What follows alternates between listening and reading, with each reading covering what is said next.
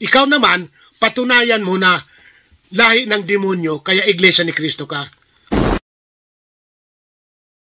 Okay. Napansin nyo ba ang hamon ng taga-INC sa debate? Imagine, naghahamon ng debate, siya ang gumagawa ng proposition at nagiging katawa-tawa ang resulta. Bakit? Ano daw ang paksa na pagdadebatihan namin sa publiko? Ikaw naman, patunayan mo na lahi ng demonyo, kaya iglesia ni Kristo ka. Patunayan daw na ako daw ang titindig. Patunayan ko daw na ang Iglesia Katoliko ay lahi ng demonyo.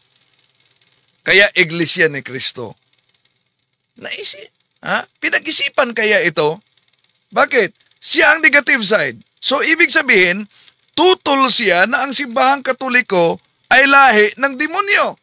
Di ba? Dahil ako ang affirmative side sa ginawa niya na paksa. Nag-iisip pa kaya ito ng mabuti o natataranta na dahil nadiskubre yung matagal ng kasinungalingang ikinalat nila.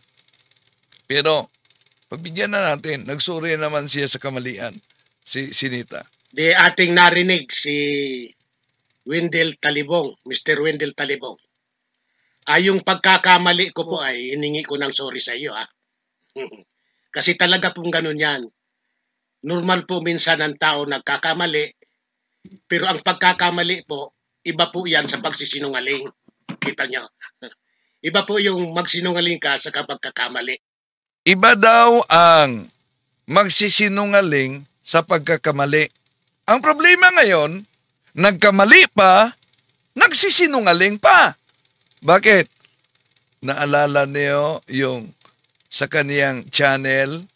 Ito Revelation chapter tingnan niyo, pahayag.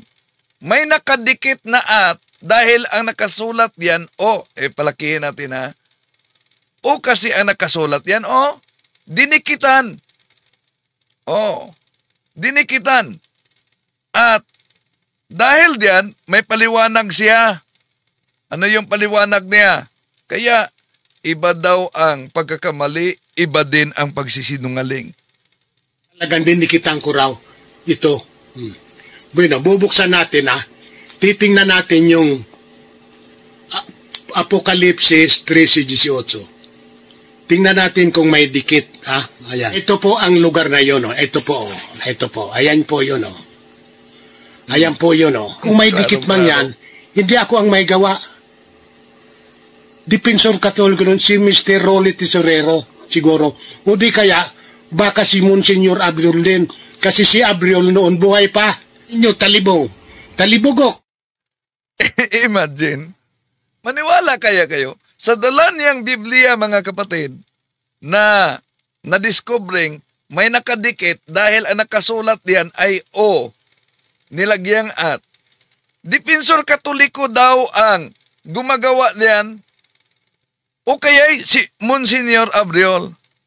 Kaya grabe na talaga sa matagal na panahon, ikinakalat nila itong iba't ibang uri ng kasinungalingan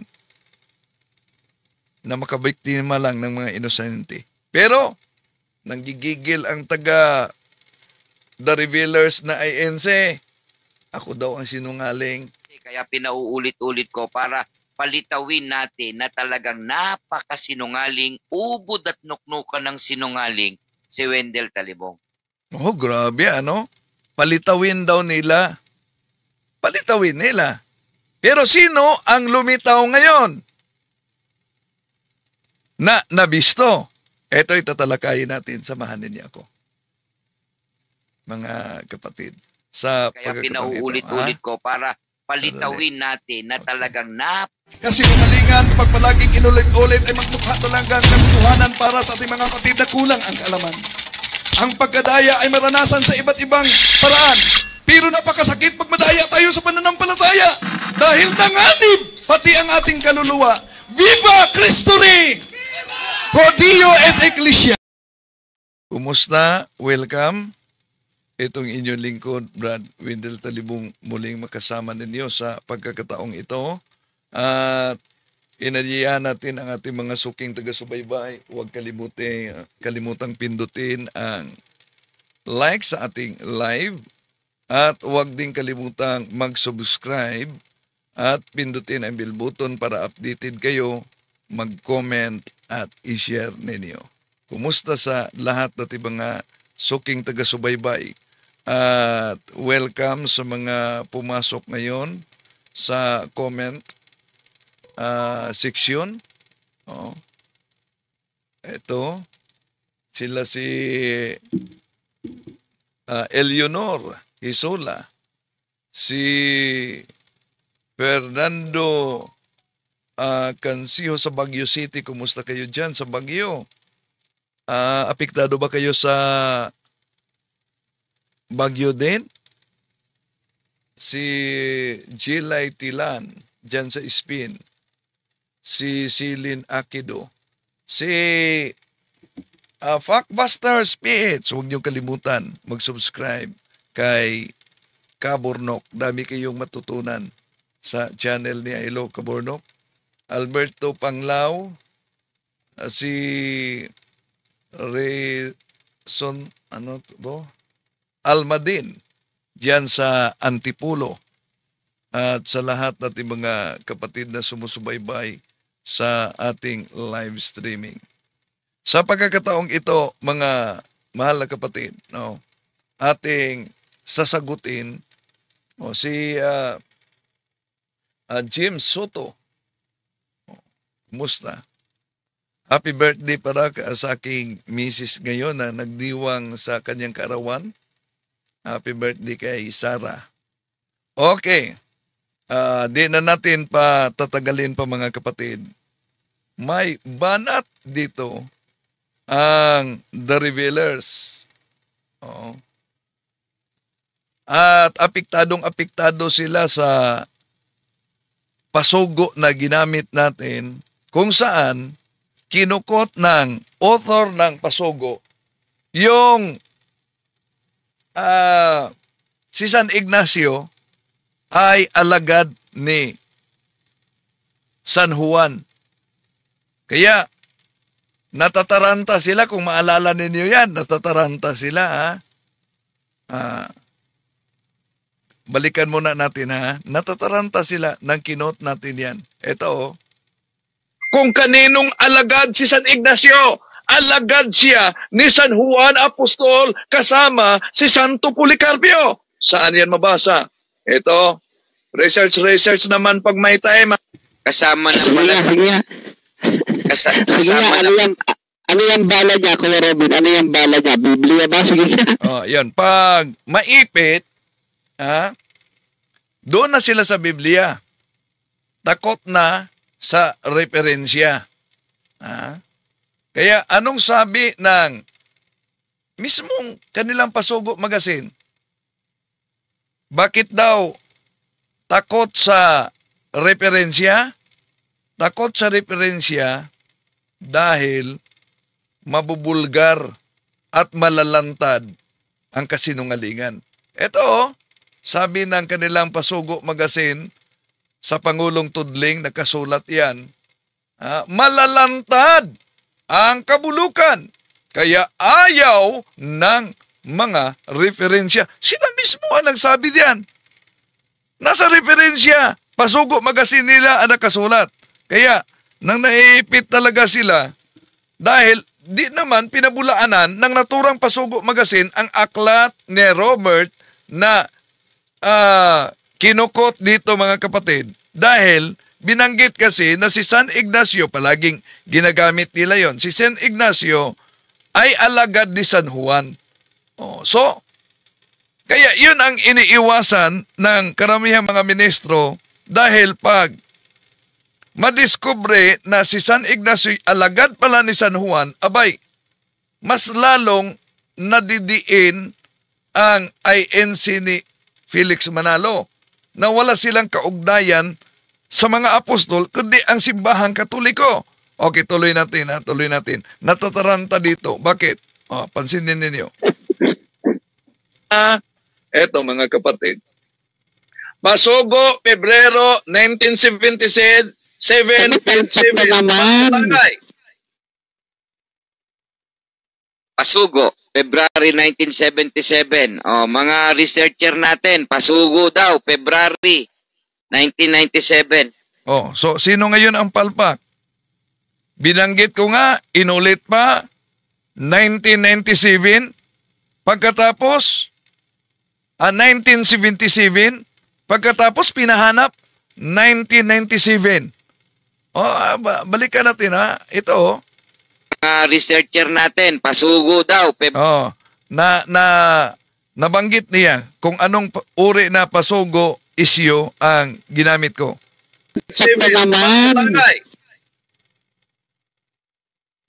Pasugo, February 1977. Mga researcher natin, pasugo daw, February 1997. Ba't 1997 ang pinahanap? Na ang ginamit ko, 1977. Ito ang bago nilang tera na gusto nilang ipalitaw na sinungaling ako. Ito. Magandang araw po sa inyong lahat. Muli Magandang po araw natin naman. sasagutin si Wendell Talibong, isa po sa matandang dragon sa punto por punto. Yan ang tawag ng mga taga-INC, mga kapatid. No? Sabi niya, isa daw ako sa matandang dragon sa punto por punto. At meron pang ibang kasinungalingang ikinakalat dito. Bakit? Na ngayon po ay tatawagin nating pondo por pondo. So mahilig talaga ang mga taga-iglesia magawa ng ganyan pag maiipit, malantad, yung matagal na nilang ginawang kasinungalingan. Alam niyo naman, sa ibang mga video at ito'y tatalakayin pa natin. Sapagkat sa bawat gawa niya ng content, yan po sa kanilang punto por punto, ay naglalaman po na ikaw ay makapagko-comment kung ikaw po ay nakapag-subscribe at ito po ay may bayad. Nako, nakakalat na naman ng kasinungalingan dito sa social media. Kayo na nagkomento, hello, Kaburnok, pag tayo dahil naka-live, kailangan kang magbayad para mag-comment ka. Totoo ba itong sinabi sa Alipores ni Felix Manalo? Na para ka makapag-comment, lalo na sa punto por punto, kailangan kang magbayad. Nagbayad ba kayo nang nag-comment kayo ngayon? Nagbayad ba kayo? May halaga bang pinagbayaran nang nag-comment kayo sa punto por punto? So iba na naman na kasinungalingan. Para umano, mag-comment ka, kailangan kang magbayad. Kaya nga, di tayo magtaka kung bakit napaanib sila sa siktang tatag lamang ng tao. Ganyan ang kanilang mga ginagawa na kahit hindi sinusoreng mabuti, basta iyon lang ang kanilang paniniwala, yun na, niyakap na nila. Okay, tuloy natin. Sa pagkakataon pong ito, sasagutin po natin ang kanyang sinabi sa Pasugo 1977. 77 ha, hindi 1997. 1977 ba, Kuya Proton? Sandali muna. May nabasa ako, parang taga-iglesia ni Manalo ito. Tampered umano. Sino bang nagtatampered? Di ba nakita na ninyo ang ginawa ng inyong kasama? Tingnan nyo ang Biblia, dinikitan. Ang O, ginawang at. At yan ay nabuking sa kaniyang TV sa kanyang program mismo na booking. Ngayon, pakita natin yung sa program niya. Ito, kay sinita yan sa INC. Doon, klarong-klaro na ang litrang O, dito, litrang O, nilagyan ng at. At nung na-discover yan, anong palusot niya? Maniwala kayo? Katoliko daw ang gumawa. Talagang dinikitan ko raw ito. Bueno, bubuksan natin titingnan natin yung Apokalipsis 13:18. Tingnan natin kung may dikit. Ayan. Ito po ang lugar na yun. Ito po. Ayan po yun. Ayan po yun. Kung may dikit man yan, hindi ako ang may gawa. Depinsor Katoliko nun si Mr. Rolly Tesorero siguro. O di kaya, baka si Monsignor Abriol din. Kasi si Abriol noon buhay pa. Inyo talibugok. See? Kaya galit talaga dahil nadiskubre yung matagal na nilang ginagawa. Imagine, nagkakalat na naman sa social media na sabi niya, para lang makakapag-comment kayo sa live, kailangan daw kayong magbayad. O sino sa inyo ngayon na nag-comment? Na nagbayad para lang mag-comment? Sino sa inyo nagbayad sa punto por punto? So, yan. Ang daming napaniwala sa ganitong kasinungalingan. Tuloy natin. Opo, kuya. February 1977 po. Sa pahina 7, na di umano, batay po sa matandang dragon na si Wendell Talibong. Ayan. Matandang dragon daw. Ang tawag nila sa akin. Pero, di tayo magtaka diyan dahil kahit ang ating Panginoon tinawag na Beelzebul, di mo ba? Dahil naiinis na talaga sila sa mga nadiskubre natin na inilantad natin yung mga kasinungalingang matagal na nilang ginawa. Okay, tuloy natin. Na ito raw po ang stand ng ministro na si kapatid na Tomas Katangay. Yan. Sige nga.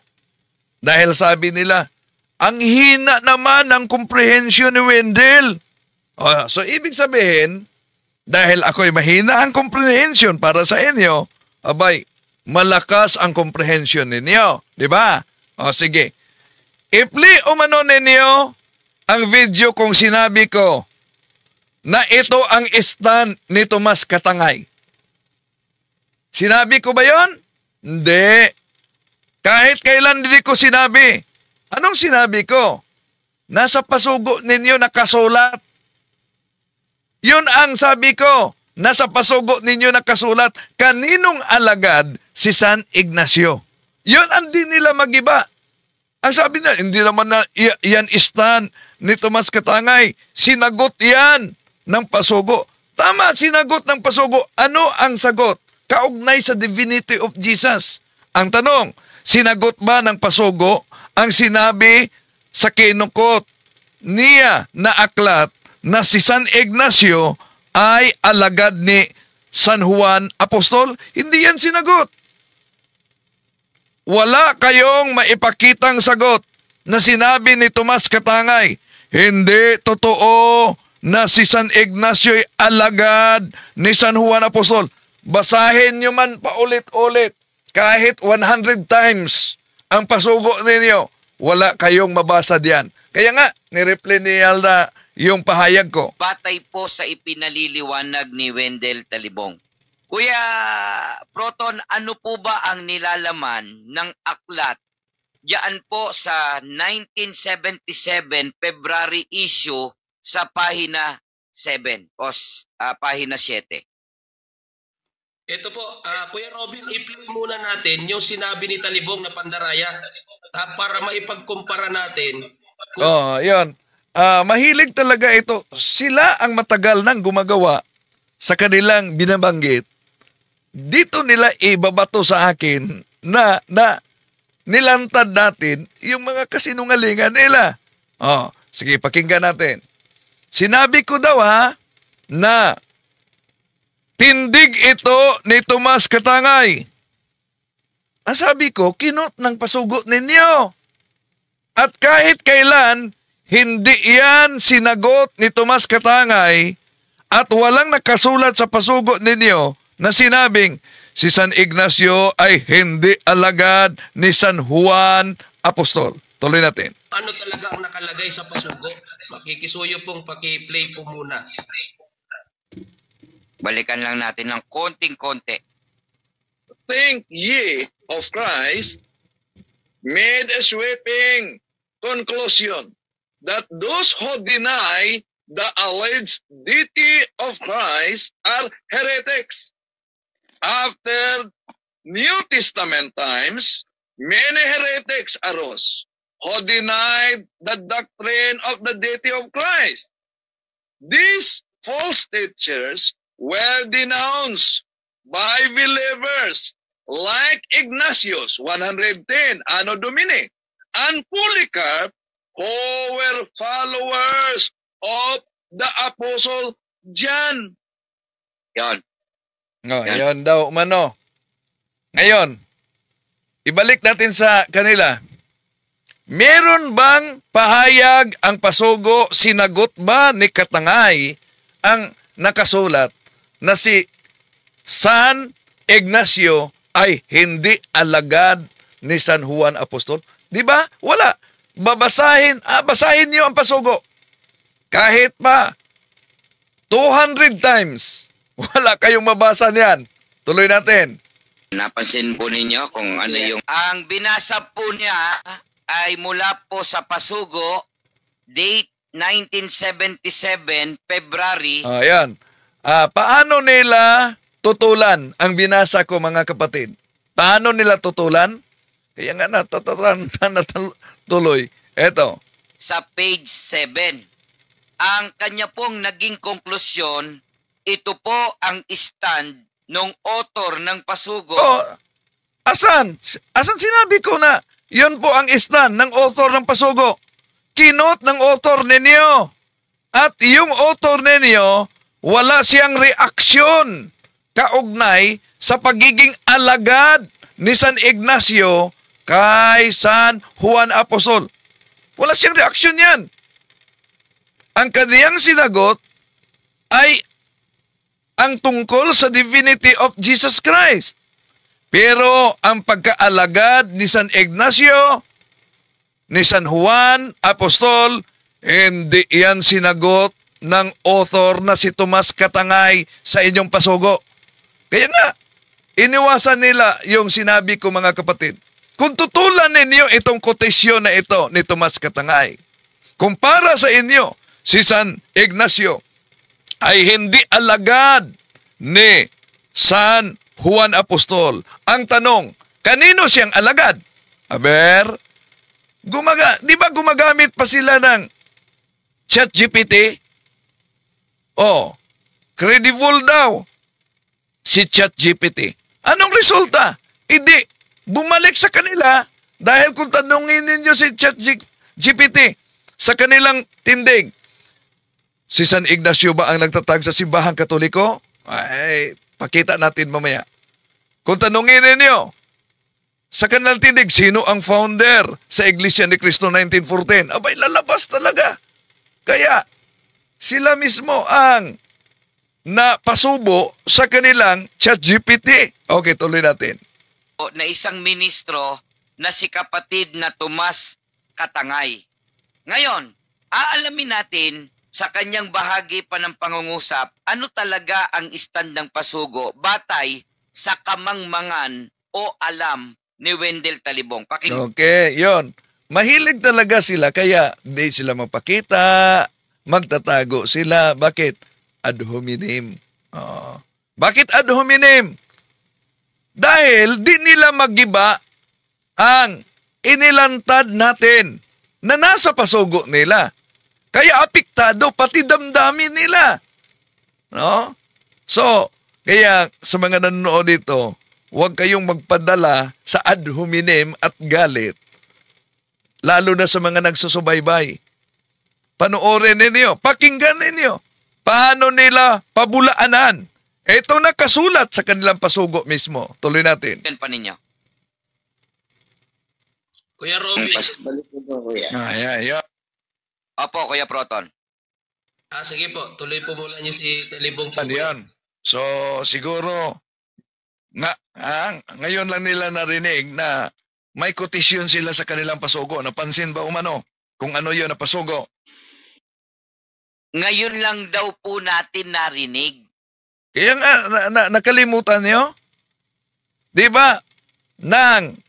Napakinggan niyo, sabi niyo, researcher, pasugo daw, 1977. Hanapin ninyo, 1997. 77 nga. Ang ipahanap, 1997. Tuloy natin. Ang totoo, kahit na mayroon po kayong putulin na pasugo, ang aming tinitindigan, doon sa pasugo, mayroong quote talaga mula doon sa mga nagtatanong at bago sagutin, Excuse me? Tingnan ninyo, yung pasugo na yan sa Pahina City, may nagtanong ba? Aba, walang nagtanong. Kotisyon yan na aklat. At ang kotisyon na aklat na yan, kita natin ha, natataranta na talaga sila, no? Sa kotisyon na aklat, mga kapatid, sa kanila yan. Ha? Sa kanila yan. Na napakalinaw talaga ang kotisyon. Oh. Dahil ginamit nila si San Ignacio. Palagi nila yung ginagamit. So, ang tanong, batay mismo sa nakasulat sa pasugo, kaninong alagad si San Ignacio? Kaninong alagad? Nasa pasugo nila, alagad ni San Juan. Oh. Yon ang mabasa natin sa pasugo. Oh. Wala tayong mabasa diyan, mga kapatid, na si San Ignacio ay pinabulaanan ng author na hindi siya alagad ni San Juan. Wala. Basahin man ng mga The Revealers ang naturang pasugo, wala din tayong mabasa sa Pahina 7 na tanong yan. May aklat na ginamit na kotisyon. May aklat. Oh. Pero ang tanong, pinabulaanan ba? Sinagot ba ni Tomas Katangay ang sinabing si San Ignacio alagad? Wala. Kaya nga, paikot-ikot na lang ang kanilang reaksyon kaugnay dito. Tuloy natin. Noong tanong nung nagtatanong, i-quote muna yung tanong at stand nung nagtatanong, Wendell Talibong. Oh, sige. I-quote muna. Sino ang nagtanong doon? Pakita nyo ang pasugo kung may nagtanong ba. Direktang kotisyon niyan sa Pahina 7 ni Tomas Katangay. Ang problema, ang sinagot ni Tomas Katangay, ang kaugnay sa divinity of Jesus Christ. Napansin ninyo, ang tinatalakay natin, yung si San Ignacio na ayon mismo sa naturang aklat at nakasulat sa kanilang pasugo, siya ay alagad ni San Juan Apostol. Kaya nga, ba't di ninyo sagutin na lang? Kung si San Ignacio ay hindi alagad ni San Juan, Ignacio of Antioch, kung hindi siya alagad ni San Juan, kanino siyang alagad? Aber, pakita kayo, dahil gumagamit kayo ng ChatGPT. Kahit patanungin ninyo si ChatGPT, kanino siyang alagad? Lilitaw diyan na siya alagad ni San Juan. Oh, napasubo kayo sa pasugo ninyo. Tuloy natin. Meron pang bahagi, Kuya Proton, pakinggan pa natin. Napansin nyo? Robert, page 5. So, ibig sabihin, citation yan doon sa librong ginawa ni Robert. Oo. Totoong citation yan. Kaya nga ginamit natin dahil nakasulat sa kanilang pasugo. Kung ang aklat lang ni Robert ang gagamitin natin, abay sabi na, hindi, wala kaming pakialam yan. Pero ngayon, kotisyon yan sa pasugo. At nabanggit sa naturang pasugo si San Ignacio. Kotisyon, quoted, ang aklat ni Robert ay apostol, alagad ni San Juan Apostol. At kahit paulit-ulitin ninyo pagbasa, wala kayong mabasa na pinasinungalingan ang kaniyang pagiging alagad ni San Juan Apostol. Wala. No. Kaya, ang di nila kayang sagutin, yung tinanong ko sa kanila. Kung tutol kayo na si San Ignacio ay alagad ni San Juan Apostol, sige, maglatag kayo ng ebidensya. Ha? Maglatag kayo ng ebidensya. Kanino siyang alagad? Di po ba sabi ninyo na si ChatGPT ay reliable source? O sige, Google ninyo. Tanungin niyo si ChatGPT, kaninong alagad si San Ignacio? Okay, tuloy natin. Okay, Kuya Proton, pakita na po natin, ihayag na po natin ang kasinungalingan ni Wendell Talibong dahil siya naman po ay walang aklat o walang pasugo. Ipakita po ninyo yung Ako daw walang pasugo. Ay, nako. Ginamit natin ang naturang pasugo. Ito, ang daming pasugo nating Ito, nakabukbay na. Iba't ibang taon. Oh, ito, 1977. Wala daw akong pasugo. At ito, Pasugo Magazine, mula sa Enero hanggang katapusan. Ito, kaya ang kapal, oh. So, sabi niya, wala daw tayong pasugo. Ay, nako. Oh. Anong walang pasugo? Ito. Oh, ito. Yon ang binabasa ninyo. Para bang, sino ngayon ang nagsisinungaling? Wala daw akong pasugo. Okay. Tuloy natin, Kuya Robin. Balik mo, kuya. Yeah. Opo, Kuya Proton. Sige po, tuloy po muna niyo si Talibong po. Ano yan? So, siguro, ngayon lang nila narinig na may kotisyon sila sa kanilang pasugo. Napansin ba umano kung ano yun na pasugo? Ngayon lang daw po natin narinig. Ang totoo, kahit na mayroon po kayong putulin na pasugo, ang aming tinitindigan, doon sa pasugo, mayroong quote talaga mula doon sa mga nagtatanong. Dapat, sinagot ninyo. Oh, yan, booking na sila, wala daw tayong pasugo. Wala daw tayong pasugo. Oh, kitang-kita na ninyo ang pasugo. Okay, tuloy natin. At bago sagutin, yung tanong. Oh, sila ang walang pasugo. Bakit? Ang nakasulat daw sa pahina 7 ay tanong yan. Sinagot. Sige, pakita natin. Kita natin. Tanong daw. Kotisyon yan ang author ninyo for your information. Kotisyon yan. Nakita niyo na malinaw ba mga kapatid? Yan. Kotisyon yan. Diyan makita na si San Ignacio alagad.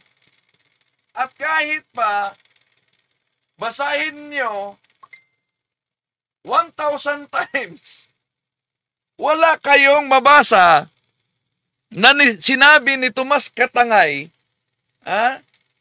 wala kayong mabasa na sinabi ni Tomas Katangay na si San Ignacio ay hindi alagad ni San Juan Apostol. Kahit pa sabihin niyo, may nagtanong. Mayroon ba siyang sagot? Kung ang tanong ay may kaugnayan ni San Ignacio, alagad ni San Juan Apostol, may sagot ba? Wala. Okay, tuloy natin. Nung nagtatanong, i-quote muna yung tanong at stand nung nagtatanong Wendell Talibong. Oo. Ikukot muna. Sino bang nagtanong? Ha? Sino nagtanong?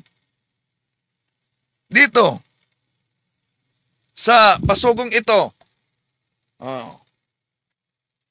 Ito mga kapatid. Nasabi nila, wala namang pasugo si Wendell. Saan ko kinuha yan? Kung wala akong pasugo, ba't pariho tayo? Kaya nga natataranta na. Ha? Natataranta na sila. Paano nila sagutin? Oh. Ano na ngayon? Yung nagsabing wala akong pasugo. Ang dami nito. Mga makakapal sa iba't ibang taon. Mga pasugo na sa iba't ibang taon, mga kapatid. Oh. Pasugo ito ninyo. Pero alam niyo ba, mas mapasubo sila sa pasugo. Bakit? Boy, iba't ibang taon. Siguro ituloy natin ito pagtalakay. Kumpara natin ni San Ignacio, si San Ignacio, apostol, alagad ni San Juan Apostol. Ikumpara ni Felix Manalo. Alam niyo ba si Felix Manalo? Bago siya nagdeklara na siya ay pumasok sa kwarto, di kumain, di natulog, meron na siyang sariling deklarasyon. Alam niyo ba, nasa pasugo nila. Sabihin niyo namang wala ako. Kaya nga, pinipicturean talaga natin ang bahagi sa pasugo. Anong mabasa diyan? Si Felix Manalo sumali sa kulto. Sumali sa kulto. Pumunta doon sa Banahaw. He joined the trek to the mountains of San Cristóbal and Banahaw for the initiation rites. Sumali pa siya sa initiation rites. Nasa pasugo din niyo yan. Si Felix Manalo pumunta sa Banahaw. 1997, iyon ang 1997. So, imagine mga kapatid, sadali, pasugo. Page 180. Okay, tuloy natin, mga kapatid. Tuloy natin. Ang naturang nakasulat sa pasugo. Eto, pasugo, magkaproblema talaga sila. Bakit? Yung sinabi ng taga-The Revealers na ang aral ng Simbahang Katoliko, lalo na ang pagdeklara sa Simbahang Katoliko, pautay-utay daw. Ang doktrina ng Iglesia, batay sa kanilang pasugo, pautay-utay din. Anong nangyari? Nang umalis na si Felix Manalo sa pasugo July 1964. July 1964. 1964. Na pasugo. So, makita ninyo, yung umanib siya sa siktang Kolorom doon sa bulubundukin ng San Cristobal at Banahaw. Then, ano nangyari? Tuloy natin, pasugo nila. Ito mga kapatid, tuloy natin pasugo nila. Ito, pasugo 1964, page 181 ni Cipriano Sandoval. Di ba? Si Felix Manalo nagkulong sa kanyang kwarto. Ito na. Ikumpara natin ni San Ignacio. Nabatay sa nakasulat sa kanilang pasugo, si San Ignacio ay alagad ni San Juan. Ikumpara natin, sino ang paniniwalaan? Yung umanib sa kulto sa Mount Banahaw pagkatapos nagkulong sa kwarto. At matagal na tayong ginamit nila mga aklat Katoliko, ang simbahang Katoliko, ang kanilang aral ay wala sa Biblia. Ang tanong, sinagot ba nila yung sinabi ko? Bakit? Di po ba sa Pasugo Magazine ninyo, ito nakasulat. Sa likod ng nasabing babasahin ay nakalagay ang larawan ng medalya ni kapatid ng Iglesia ni Cristo bilang alaala sa ika-50 anibersaryo nito, na ang nakaukit sa medalya ay ang larawan ni kapatid na Felix Manalo. Sige, di po ba ang kanilang doktrina, double standard kasi ito sila. Dapat nakasulat sa Biblia. Pag wala sa Biblia, hindi dapat paniniwalaan. Di, ang tanong, asan mabasa sa Biblia na ang mga apostol nagawa ng medalya tulad sa ginawa? Hindi lang yan. Sa anibersaryo, ano pang ginawa?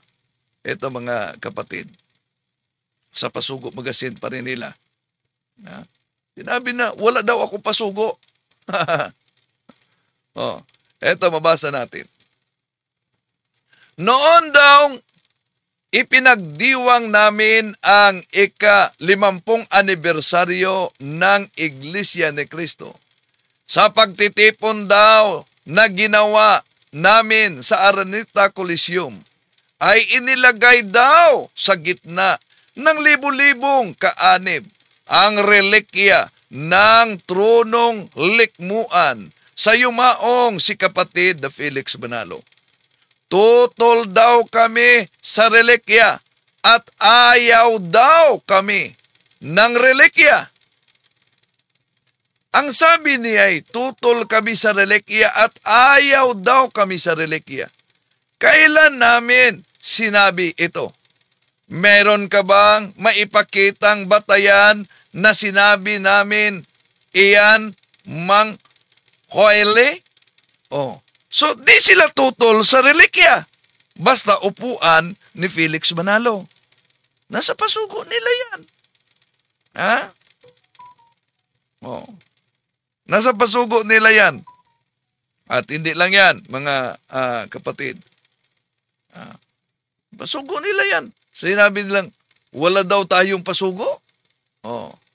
Ang tanong, si Felix Manalo nagkulong matapos siya umanib sa grupo ng kulto sa Mount Banahaw at Mount Cristobal.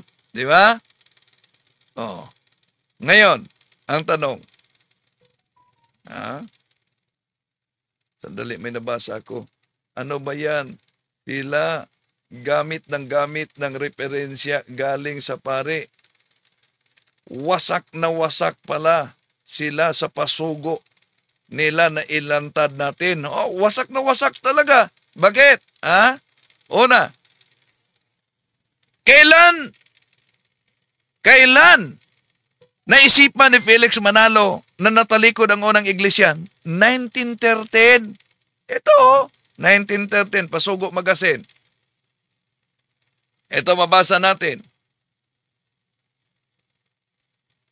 For several years, in 1913, convinced that God had called him to preach the first century Church of Christ, which vanished after the death of the apostles, he began preaching the Iglesia ni Cristo. Kailan?